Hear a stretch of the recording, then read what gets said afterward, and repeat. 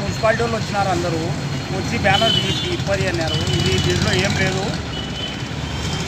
ఇది మేము వార్డు సమస్య, ఇది ప్రభుత్వ భూమి అన్యాక్రాంతం అయినందుకు మేము రాసి తగ్గించుకున్నాము.